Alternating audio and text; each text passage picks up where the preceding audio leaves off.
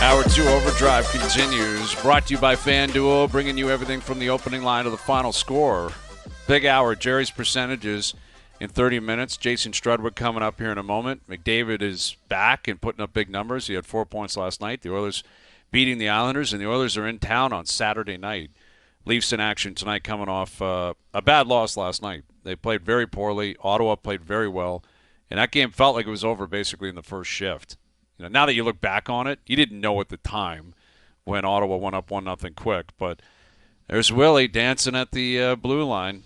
Just a little dangle at the blue line, and before you know it, it's in the back of the net. And I love this comment out where he's like, I don't know what Berube's doing back there. I can hear him, but I'm not watching. I don't Yeah, look he back. flat out basically said, it's like, yeah, he was talking back there. I don't know if he was talking to me. It was like, Yeah, yes, exactly. he was. He was yelling down the bench at you. Right. And you could read his lips because at the end he always goes, wake the F up. That's Yes. what you could read that.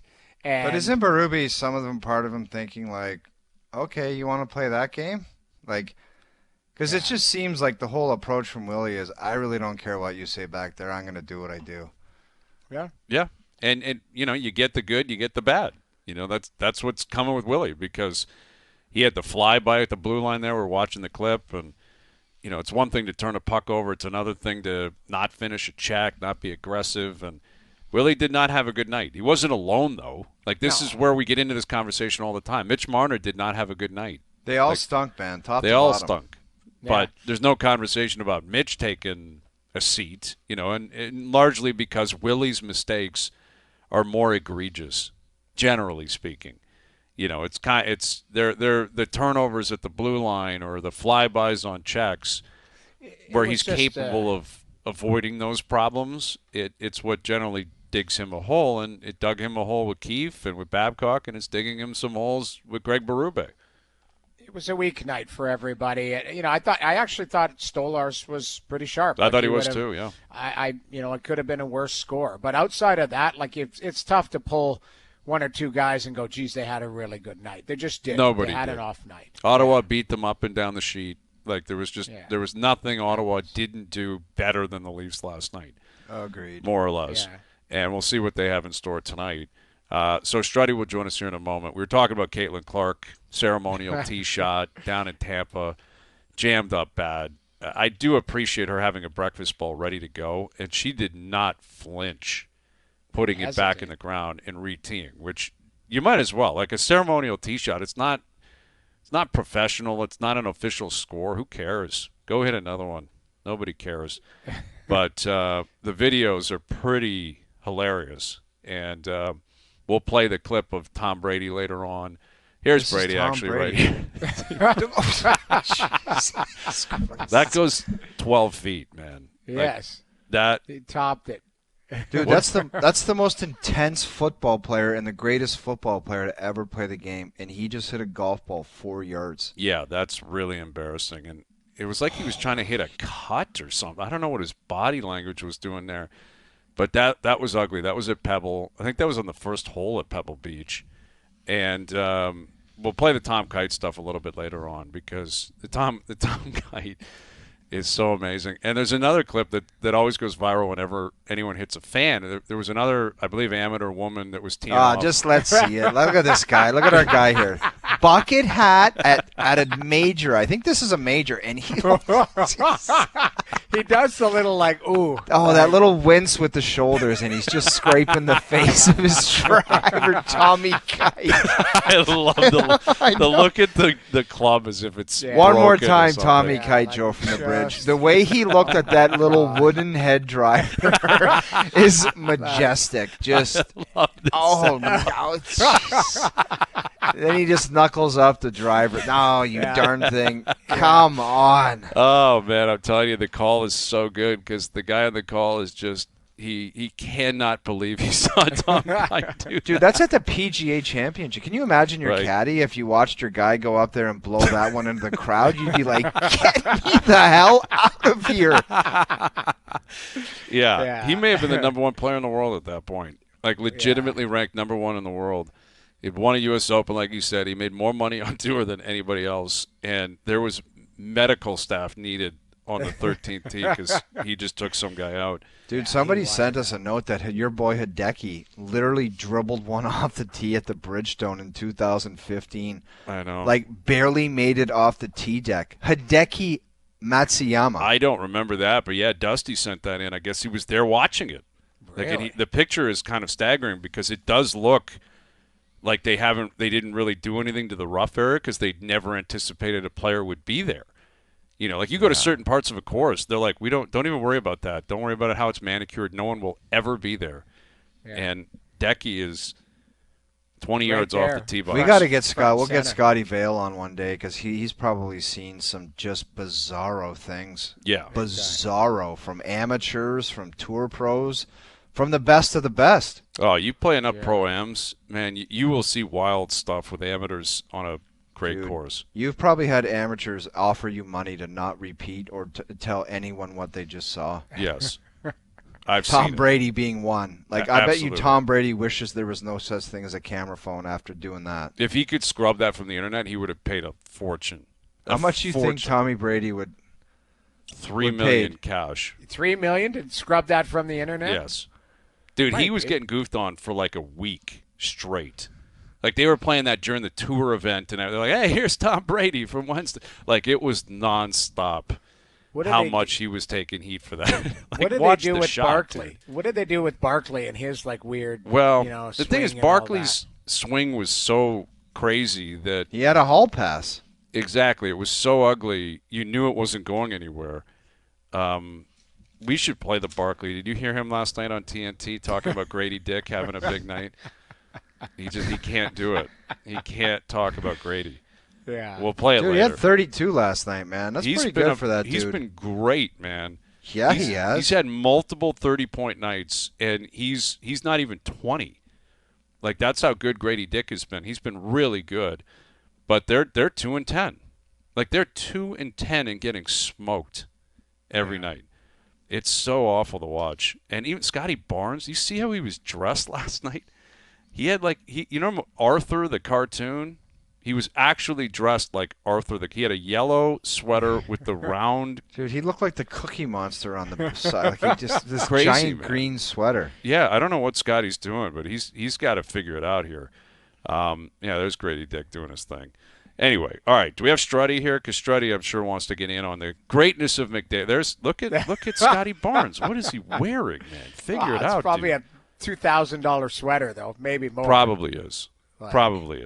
Struddy would look good in that. I guarantee you Struddy has a sweater like that. But Struddy can pull it off. He knitted it. He made it himself. That's the difference. As he should. Here he is, Jason Strudwick, joining us here on the Maple Toyota Hotline. What's happening, Struddy?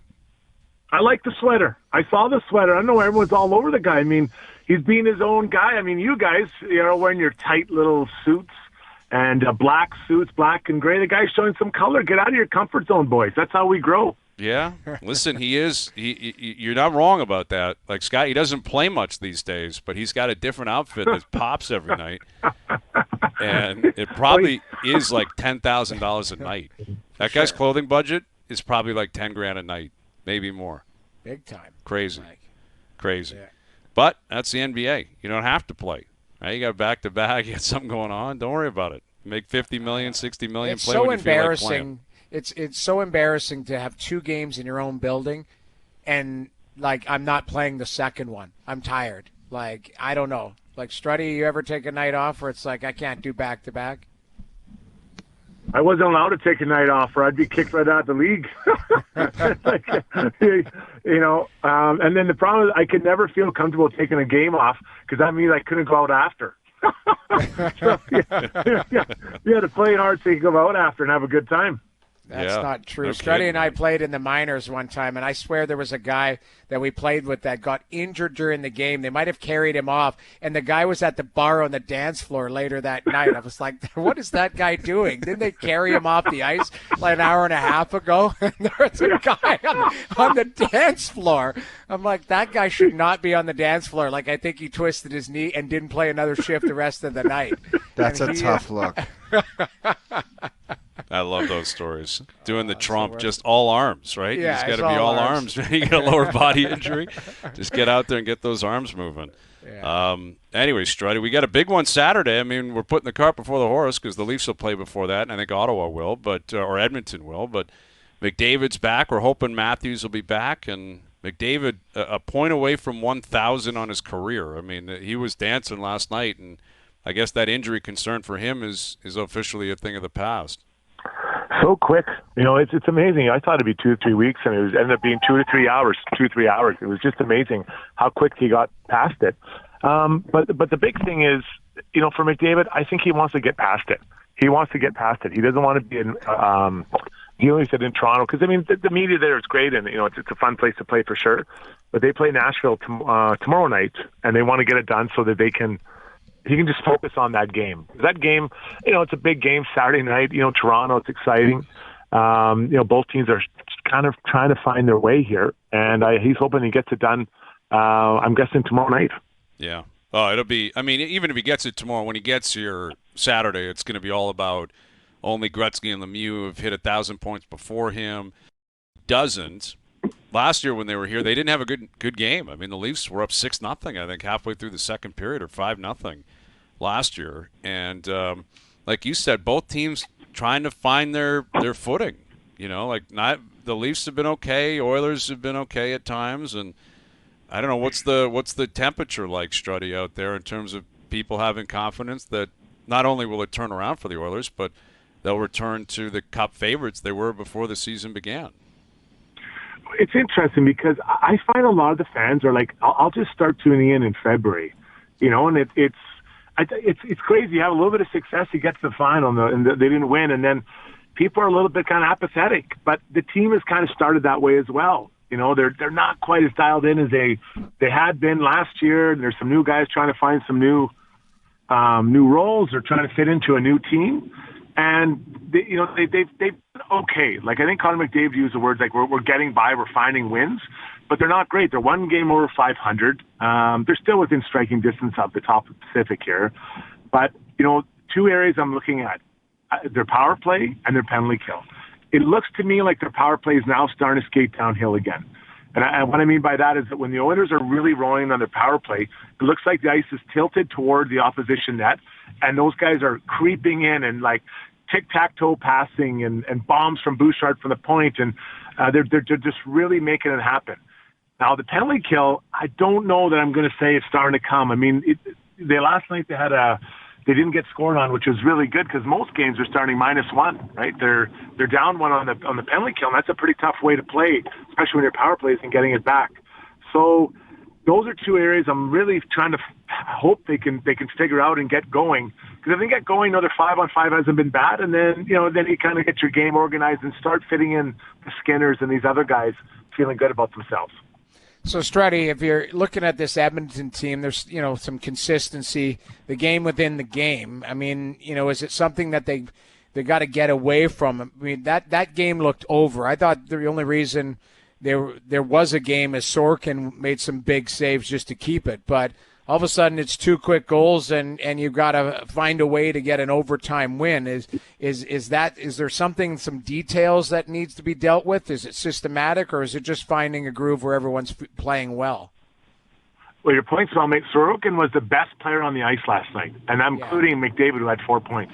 Yeah. Without Sorokin, that game could have been, it could have been a blowout. I'm guessing the Oilers outchanced them, 14-15 to 2 or 3. There were very few chances for the Islanders, and they're kind of going through their own thing right now, missing quite a few D-men. But you talk about the 2 goals. The Oilers up 3-1, and they get scored on twice. And the third goal maybe not, maybe a little bit out of place. But the second one, Skinner gets the skater, kind of just doesn't play it well. And those are the kind of details that Oilers players have kind of been working on becoming better and more consistent in it, and that's how you get to a Game 7 final in Stanley Cups. And he has joined now a team that is, for the most part, most of the guys do it pretty consistently when they're playing well, and he's got to understand that's not acceptable, right? On this group, you do it right, you do it every shift, and we make sure we defend properly. So in that way, it's not unlike what some of the Leafs are going through. You see some of those goals last night. I think all 3 are defendable, or you could have done without them if you just played the one on the offensive rush, one on a pinch, and one leaving his own early. Those aren't superhuman plays. Anyone with a stick and a pulse can figure that out, but it's the dedication to do it and recognition that it's every shift you have to do it. I think that's what, every coach strives for, but Knobloch's trying to work into his group again, and some of the new guys, and Berube's trying to get these guys to understand that's how you have to do it. Every single shift, you have to play that way. Struddy, what do you think the goaltender out there is going to have to do? Like, is he always going to be questioned? This guy took them to Game 7. He was fantastic last year in the playoffs, and Hayes was describing some of the goals last night. And, is he ever going to have full trust where he is the guy to get it done? It's hard because, he's always going to be in the shadow of Grant Fuhr, right? And there's, and the Bill Ranford and all these guys, Curtis Joseph. The Oilers have had a lot of good goalies. If you go through their history, they've had a lot of good goalies, and that's the level and the standard they're expecting. But we got to keep in mind, a couple of years ago, Stuart Skinner wasn't even supposed to be the starter because they'd signed Jack Campbell, and that obviously didn't work out for Oilers or Campbell, unfortunately. But his game hasn't been where I think it needs to be to start this season. I think that's a fair comment to make. But you think about the playoff series he's been a part of the last 2 or 3 years. He's played a ton, and he's learned a lot how to play in those moments. So I have faith that he'll get it done because he's done it in those situations already. Right? He's already been there. So he's going to figure out. He's had a couple of good games, but you're right. A couple of goals last night you'd like to have back. So I think you got to be patient with him. Could they use a save or two on the penalty kill? For sure. I think there's some. There was one. Who was it? Was Werenski shot it from the point of Columbus? That was a tough one. If you're Jamie McLennan, you're like, okay, maybe that one gets by you. But a guy who's been to Stanley Cup final, you're trying to get it because Noodles didn't go down, right? He stood up, so of course it would go down. But those are the types of goals he has to stop. And I think he's got a better version in him. So on the list of things that I would be concerned about as an Oilers fan, he's not at the top. I'm looking at the power play and the penalty kill. Because last year, that penalty kill, not only did they get momentum from it, there are games, guys, they won because of their penalty kill and the energy they took from the other team as they did their penalty kill. With Jason Strudwick, the Winnipeg Jets have won 15 games already through 16 played. Fastest team in NHL history to do that. We were talking about the odds earlier and how they're still on FanDuel. They're not even in the top 10 to win the Stanley Cup. And there's probably a combination of reasons for that. But how confident are you in the Jets actually following through on this and doing damage in the playoffs today compared to maybe where you were at the start of the year? How much fun are those guys having? They can't wait to get to the rink every day. They're just skipping into the rink in Winnipeg. Can't wait to make it happen. And you look at that game last night, that's a pretty good goalie battle. But Hellebuyck stood tall and did his thing. So they've got a really good team there. I would not have them as a Stanley Cup favorite. I'm sorry, I can't do it. Going into the season, I'm like, who's going to score and are their D good enough? Well, they found a way. And that third line, I love their third line. Centered around Adam Lowry. But they've kind of become my San Jose, where I'd always like, this is the year San Jose's done it. And with Winnipeg, when they had Bufflin there and all these guys, Blake Wheeler, this is the year, they've never kind of done it. And last year they got just blown out by Colorado. So until you prove it to me, I can't do it. Now, if they do it for 82 games, that's great, but they got to do it in the playoffs. So I think they're in a prove me mode for the playoffs. It's a great story. I'm happy for the fans of Winnipeg, and I think every Canadian hockey fan, no one doesn't like the Winnipeg Jets. I can make a case for every team why I dislike them, except Winnipeg. Winnipeg's kind of like your favorite uncle. I'm like, oh, good, you're having a good time, good job. Enjoy that Ryan Coke. But I can't get upset with them. So I don't know. I guess you have to show me the playoffs because I've been burned by them too many times, guys. I hear you. And listen, that's their reputation. They've got to own that. And we won't have those answers until we get there. But, this is staggering what's happening here. The way the offensive output, Hellebuyck has been a stud. Yeah, that's the thing, Brian. I was going to ask, would you guys put Connor Hellebuyck in the Hart conversation? Not Vezina, because I think Vezina's but I mean, Connor Hellebuyck, Who should be if it was chosen today, don't you think he would be the guy? Find me somebody else. Listen. It's somebody on that team. If it's not him, it's Kyle Connor, it's Mark Scheifele. It's somebody on the Winnipeg Jets as of right now. No question. They could run the table for awards. Coach, goalie, MVP. Well, that's one. Like, O'Neill is the lock of the millennium. Century. Yes, for him to win the Jack Adams. I mean, clearly. And Hellebuyck, I think, Vezina. I don't know, because Hellebuyck's their best player. He's been so good and so consistent. Yet it would be different if they were 15-1 and winning 2-1 every night. And not plus 39 in goals. That's they what score you're saying, so right? much. Exactly. They score a six-pack a night. That's it. Like, Hellebuyck doesn't even have to be great, and they'd still be like 13-3. Right. You know? Like, so I don't even know if he is the Hart Trophy winner because of that. Let's consider the source of that question. A goalie asking about another goalie winning the Hart. What's next, Noodles? Is he going to win the Selke? Should we put him up for the Selke as well? All I'm saying is that it's a lazy narrative when people go, there's the Vezina. You can have that. And I'm like, okay, Kyle Connor, if he scores the most goals, that's what the Rocket's for. The Art Ross is for the most points. But when it comes to the Hart, like, to hell with you guys. No chance a goalie's going to win it. I'm like, hold on a second. Maybe right now, when a team is 15-1, and this guy has the lion's share of the wins, everything else, I think he at least has to be top 3, would he not? I think in contention is reasonable, for sure. I mean, right. I think Kaprizov's had a really good year. Minnie's been good. Yeah. McKinnon's leading the league in points again, and Colorado has been plagued with injury and goaltending issues. And, McKinnon's going to be heard from. Kucherov, Tampa hasn't played, it feels like, in a month. They've got a week off. So Tampa's next game, I think, is Thursday tomorrow or whatever. Night, I believe. Yeah, and they had lost 3 or 4 in a row prior to that. Yeah, they just haven't. They've had a full week off, so they're behind in games played. Okay, let me ask you this. If you had to put money on the line right now, Connor Hellebuyck or Connor McDavid, who wins the Hart? McDavid. Man. Okay. McDavid has the sex appeal, man. Everyone's like, McDavid. Look how quiet and it would be shocking. I agree. I'm agreeing with you guys. I said McDavid. I mean, the guy's going to get his 1,000th point probably tomorrow. And you saw that game last night where it wouldn't shock me if by Christmas time he's just back leading the league again. He's just, joke's over. I'm here. Just like last year. He could. Well, but he didn't catch last year, though. But he was so far behind. That's the thing. It was crazy that at one point, wasn't he like the 180th scorer in the league, in the first 12 games? He's still pretty far behind. Like, McKinnon's up to 30 points, I think, on the year. Yeah. Like, McKinnon's not going to slow down.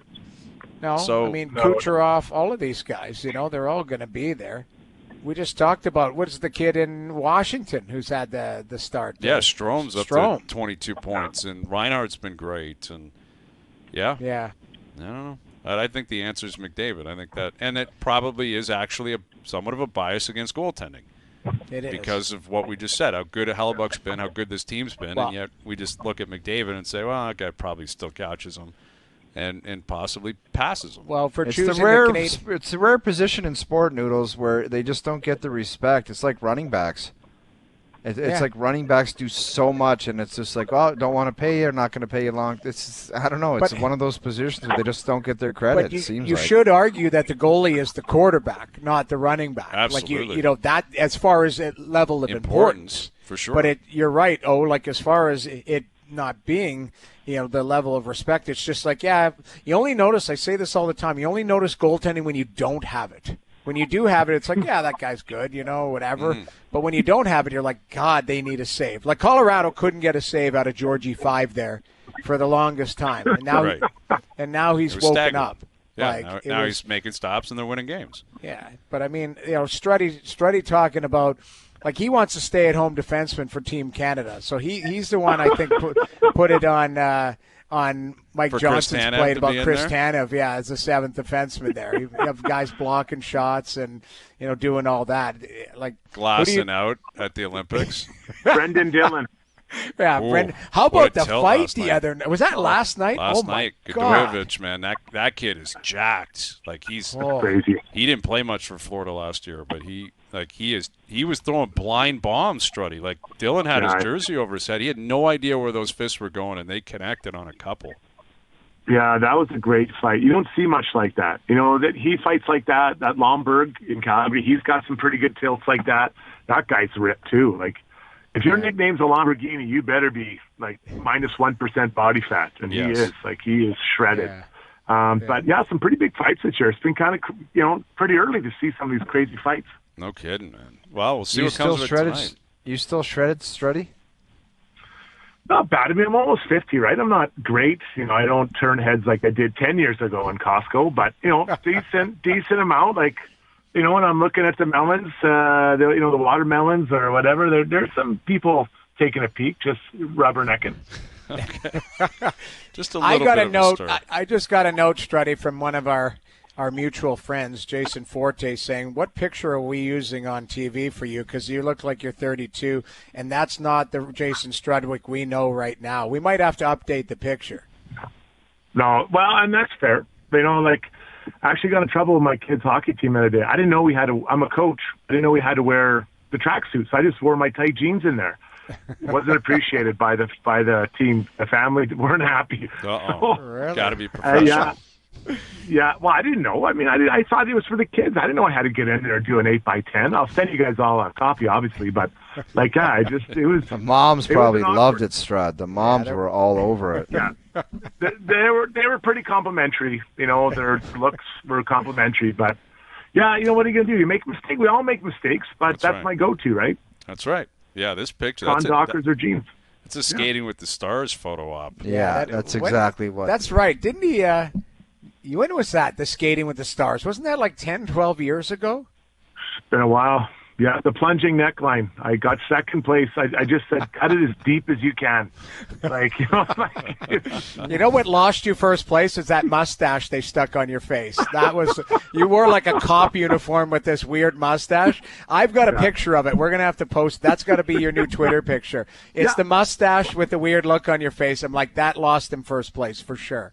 Well, that should be my picture when I'm not on air. Just put that, and that's what people can look at, right? I like that idea. Yeah, we got to find that. Are they still doing that show, dancing or skating with the stars? They still. I don't think they've done it in a while. No. Battle of the Blades. That's what it's called. Yes. Yeah, you made it. You shoot. It was so amazing. It's like after you've been to Mars, what's left to do? That's right. Incredible. Incredible. You and Kevin Kilben. Kevin was on that show.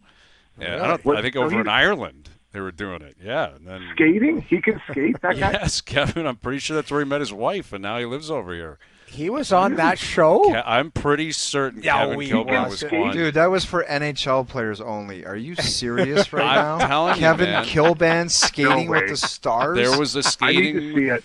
in Ireland or whatever, and Kilben, I'm pretty sure, was on that. I'm pretty sure, man. Well, look that up, Doogie. Get to the bottom of Kilben. Doogie, good luck with that, Doogie. I'm telling you, I guarantee man. you're going to say that did not happen. I think Kilben was right in the middle of it. Him and Struddy. Wow. Incredible competitors. Wow. What year was that, Struddy? I'm looking it up for my pictures because I have that picture. 10, 11 years. I mean, it's been a long time, but I still have the DVDs. If you guys ever want to come over, we can watch it. I'll take you through my thought process at different times. I need to see that. Kilben was on a show called Dancing on Ice. In Ireland, JP was at. Wow. It must have been back home. I love it. I would incredible. Assume. Yeah, I don't think it would have been Dancing here. on ice. The guy's probably never skated before. Yeah. Well, I'm telling you, Kilben apparently was magical. Absolutely magical. Skating on his ankles. Yeah, well, listen. There. Is that Strud or is that Kilben? That's Kilben. Wow. There he is with the soccer ball and the skates. And not hockey skates either, man. Look at Kilben what doing the hell is that move, Kilben? Look at Kilben crushing it on ice. Oh my He looks God. phenomenal on blades. I love it. The passing of the soccer ball. Oh, the reach. Like, what? Dude, this is outstanding stuff. Kilben's a pure athlete, man. That's pure athleticism. Struddy had a mustache on in a cop uniform. It just didn't go well. I can't remember. Yeah, that one's tough. Anyway, Strud. All right, buddy. Well, we'll leave it there. Okay, boys. We'll do it Enjoy again soon. the game.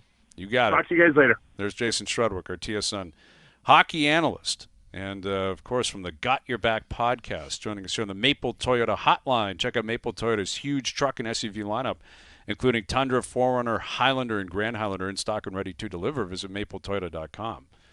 All right, there you go. Jason Strudwick, Kevin Kilbin, they've all been on these shows. You know, we've had a lot of guys, I'm sure, have been on the show doing this kind of stuff in the past. Would you do it, O? Would you do this? I was asked, and I just, the idea of falling down or picking somebody up and falling down is just no way. It's kind of like the first tee shot, right? Like if you pick the woman up and she falls and blows a wheel and it's your fault, that's really tough to get over, man. It's tough to battle back from That's that. a tough one. Like, you get a bad fall on ice, not good. There's no way. No recovery. All right, Jerry's percentages coming up. OverDrive continues. TSN 1050 and on TSN 4. You're going to want to hear this. Jerry's percentages. I don't love being commissioner as much as I used to. I actually love it even more. That's the voice of a Hall of Famer. Are you kidding? Have you been out drinking? You're all pigeons. Filthy, filthy pigeons. It's Gerry. Gerry. All right, Jerry's percentages brought to you by Boston Pizza's new game day menu. Stop by your local BP for $7 touchdown pints, shareables for the whole crew, and weekly prizing up for grabs. Football game days are better at your local BP. You guys ready to hear from Gerry? Fire it up. Jerry's worst nightmare is a Canadian team winning the Stanley Cup. But a runner-up would be a Canadian team dummying everyone in the regular season. Which leads me to my first and most painful take, that the Winnipeg Jets will win the President's Trophy by 10 or more points. 10 or more points. That's a lot, man. That's Now, to put it into perspective, Boston a couple of years ago beat everyone. I think the next closest team was like 17 or 18 points. They're going to do it. What's going to stop? Like, why would they? Obviously, it's a ridiculous pace right now. They're going to go through some humps and bumps, but how could you even vote low on this? This is a 90%er. You cannot go below 90% on this, or your credibility is gone out the window. Oh, really? 90%. Yeah, I'm going lower, but it's not credibility shot according to this guy. It's not my credibility shot. But I just don't understand. Like, what about what they're doing right now, or what they're capable of, would say they're not going to do this? Well, okay, so it's still early. Like, I'm just saying, there's going to be a stretch where I call it the market correction. Like, we're seeing systems kind of still wacky. Habits aren't there every night. Winnipeg has just gotten to it quicker. There is going to be a time where, they are going to go through a patch where they maybe lose 5 of 6 or something like that. And if I'm just going on history, that's what they have done in the last couple years, even during the regular season. I go back to where I watched them live in Winnipeg one night in January, and I said, that's the best team in the National Hockey League. And I think statistically at that point they were close to it. And then they limped into the playoffs. Like, that's kind of fell off a cliff. So there's a history of some inconsistency with this group. And for me, you got to, until you show it, I have to believe it. All right. Because that's, like, they have been. But that's the playoffs. It's the regular season. I know, but what I'm saying is, you and I have been on the Winnipeg bandwagon on the Jet, like saying every year we're like, this is it. This is maybe Winnipeg. Playoffs. 6 or 7 playoffs. in a row anyway. This is the regular season. I know, but my point being is 10 points of the President's Trophy. Mm-hmm.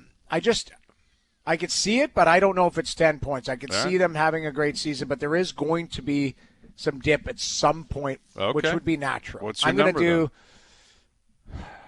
51%. Oh, you're still into the majority. Actually, I should be a bit lower then. 42%. Okay. Sorry, 42. I'll go 51%, which is greasy. I'll take that 51%. But again, I have it in front of me here. 22-23. Boston goes 65-12-5. Finished with 135 points. The second-place team overall, Carolina, 22 points behind them. 113. Yeah. So, I mean, it literally happened 2 years ago. And by 22. By 22, not by 11.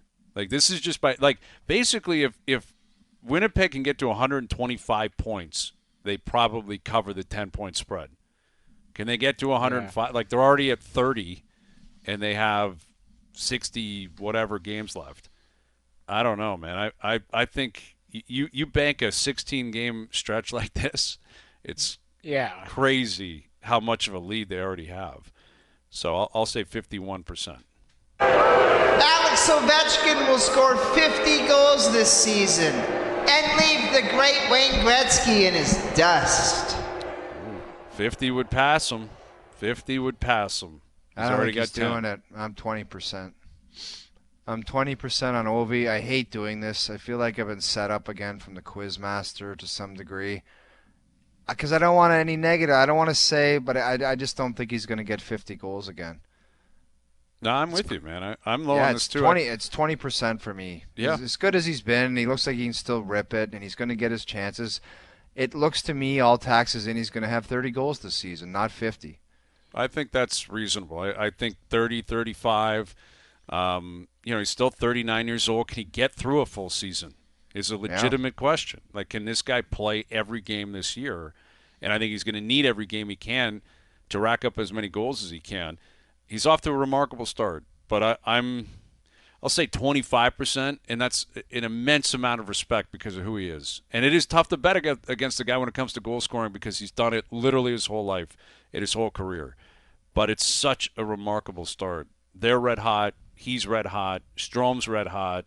Everything's going in. The shooting percentage is high, all that kind of stuff. I think by the end of the year, he'll settle in. You talk about market correction with a team, correction with a 39-year-old player who's lost a step, probably doesn't see 50-plus goals and 100 points or whatever it's going to be. So what does he need? He needs 31 more to tie, so 32 more, Well, right? and he's 40 more the rest of this year for this Gerry's to come true. Gerry's saying he's going to hit 50 on the year. Yeah, I don't think he's going to hit 50, but I think he's breaking the record. So, and that's still one hell of a season, man. It's a hell of a season, but I think he falls below 50, but still breaks the record. Okay. So what my Gerry's Well, the is Gerry's below is that. the 50. The Okay, 50. Do so you think he's scoring 50? I'm low on this. I'm going to say 22%. I still think he can do it, but right it's around low. the ballpark. I love it. Yeah. Yeah, I hear you, man. I was doing a hit with Gino and Craig today about me not having him in the top 50 and asking if I want to. Oh, that's resurfacing, huh? I was asking if I want a mulligan on that. Like, guys, he's playing his 15th game tonight. It's a long season, Like, as of now, Matthews isn't in the top 50 based on injury and play. I'm pretty sure he'll be there by the end of the season. I'm not making an adjustment 14 games into the year for Ovi. No chance. All right, Gerry, what else do you have? Nathan McKinnon looks like Gerry at Mardi Gras, a man on a mission, and the great Nate will win the Hart Trophy again. Man, he's playing well. He's putting up points, leading the league in points again. And, his team they're back in a playoff spot, I believe, as of now. Yeah, they're starting to scare people. Yeah. Like, the big conversation with him last year was that he had never won a Hart Trophy. Now Gerry's saying he goes back-to-back. You go back-to-back with a cup. Who won the Conn Smythe? Makar won the Conn Smythe when they won it. So he doesn't have a Conn Smythe. But, man, he's racking up some serious hardware. How do you vote against Nate the Great, man? I'm going to go 65%.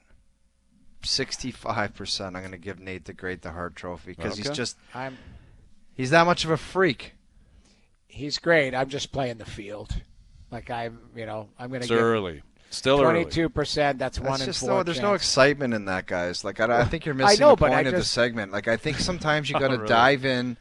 You got to dive into the dynamics of Nate the Great and enjoy it and embrace the greatness and say, I'm going all in on you. I'm 65% in on Nate the Great. That's not all in. Go all in is then. like you're saying 100%. Screw He's getting it. Screw it 100%. How could you not? The guy's amazing. He is because amazing. of who else is in the league and how tough it is to go back-to-back. Oh, okay, but that's just it's garbage. I think it's garbage to think like that. I'll go 100% on Nate the Great. You go 100. I'll say 1% then. I'll go the opposite side because I got to give him a percentage. You just said Nate the Great is unbelievable. He's unreal. I thought this question was like catering to your love for Nate the Great. Listen, of course I love McKinnon, but I love narratives more than I love McKinnon. And it is so tough to get the mob behind you back-to-back years. It's very tough. Not if you're Nate the Great dominant. It shouldn't be if you're him, because he's legit. He's probably the second best player in the world. But it's tough, man. Just having points isn't going to do it. Matthews scored 69 goals last year. He wasn't even in the top 3. McDavid had 100 assists. Kucherov had 100 assists. They didn't win. And there's always new blood. Like, it's going to happen. If I'm telling you, like Kaprizov is an example of that. If they make the playoffs and without Suter and without Parise and dead cap, and Kaprizov had 115 points, he'll get love. Yeah, and it'll be, makes a lot of sense. Let's go with that guy. What a great story. And there'll be a new narrative. Yes, I agree. And, but it's tough to battle that. That's what I'm saying. So 1% is very rich. 100% is rich. That's why I went 22. It's insane. Okay. 22, actually, now that you put it that way, Noodles, very reasonable. Well, it's reasonable, but here's the other thing. Colorado version of OverDrive or whatever, you're going to be on tomorrow, and you're going to have to defend that 1%. Oh, yeah. And saying, 1% chance of winning the Hart. Oh, my God. That'll be a headline somewhere. Hayes says 1% for Nathan McKinnon. Right. That's a headline. Context. It's a hall with some plaques in it. There's depth to the commentary. All right, we'll come back with more Gerry's. OverDrive continues, TSN 1050 and on TSN 4. All right, Darren Dreger coming up. Our winner for the Getaway from Tay giveaway that is going to feature tickets to see the Bills play the Chiefs. What a game we have this Sunday. What a game. We got a great Thursday nighter tomorrow as well. You got Eagles Commanders on a Thursday night. Al Michaels will be jacked for that. And that is a doozy tomorrow night, man. Oh, what a ball game. Is that your game? It's not. It's your game. We picked the Monday nighter. You guys are on. Oh, yeah? We're ready. You guys are toast, man. I love not being on that. You guys have nothing. Sorry. It's ugly. You guys have nothing. You can't get over the top. I'll admit it. We're down a field goal consistently every week. Yeah, you're the Leafs. You look good, and then you just you're awful. Yeah, Monday was our Ottawa game. That was our Ottawa game. Just didn't have it. Didn't show up. TG, no movie. You don't have to sewer the guy, but did any of you say, "Yeah, I kind of like Miami tonight"? Did any of you say that? No, it wasn't even brought up. It was more. Yeah. The fear was that Miami is not a 3 or 4 win team. Like, they're a legitimate football team that is capable of beating basically anyone. And the fear was that is what would happen, and that's what happened. But we were both on the Rams. Stafford was awful, horrendous. Rams offense was terrible. Jammed us up badly. It is what it is. All right, one more Gerry's before we wrap things up. Let's hear from Gerry. All right. If the Chiefs beat the Bills this weekend, they'll go 17-0 on the season. Those old bastards for the Dolphins have white shorts that look a little bit dirty. Okay. All right, Gerry. I don't know why. I'm not sure exactly where he's going with that, but from the Dolphins. The Chiefs, you look at their schedule, and Jerry's saying if they beat the Bills, after this, they're at the Panthers, lock win, home to the Raiders, win, Chargers at home, likely a win, at the Browns, win, Texans at home should be a win, then they finish at Steelers, at Broncos, which will be tough. So that's what Jerry's referring to, the old Dolphins' perfect season record, possibly. I see what Jerry's saying. Okay. Yeah. But dude, you can't do what you just said. Rip off wins and count wins on the NFL, man. I know.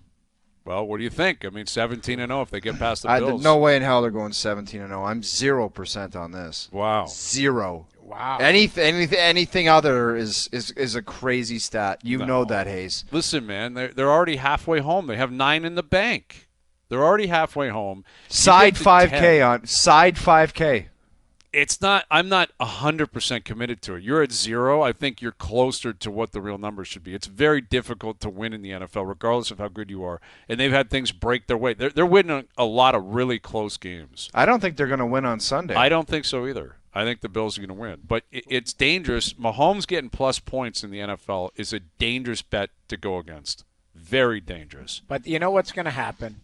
They'll beat the Bills. They'll be on a roll. And then is there any stinker teams that they'll lose to the Raiders or something. That's what I'm going to say. Yeah, they'll go to Cleveland and lose. They'll have a night where it's like it just they think they're going to mail it in, or they think they're just going to show up and they're going to get handed the win, and that's when they'll lose. I'm going to go with I'm 0% on this. 17-0. I'm playing the percentages. Yeah. But I also believe that they'll probably win the ones that we believe they'll win, but it's like there's going to be one junk performance where it goes off the rails. Yes. And they'll be 16-1.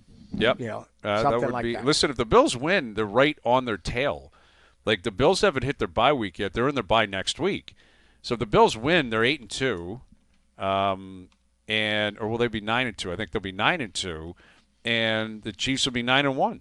Like, they'll be right behind them. I'll give it a 10% chance that they can run off a 17-0 run if they beat the Bills this week. But I'm leaning Bills. I think it's just going to be a phenomenal game. There's just great games this week. All around, great games. Gerry's Percentage is brought to you by Boston Pizza's new game day menu. Stop by your local BP for $7 touchdown pints, shareables for the whole crew, and weekly prizing up for grabs. Football days are better at your local BP. And, of course, you got the Grey Cup on Sunday as well. Like, Sunday is just setting up beautifully. Great ball games all around. You go Bills, Chiefs, right into Argos, Bombers. Like, you can't beat that in terms of entertainment value. You cannot beat it. It's going to be phenomenal. Ryan Dinwiddie will join us on Friday. We're looking forward to that. Final hour coming up. OverDrive continues. TSN 1050 and on the TSN app.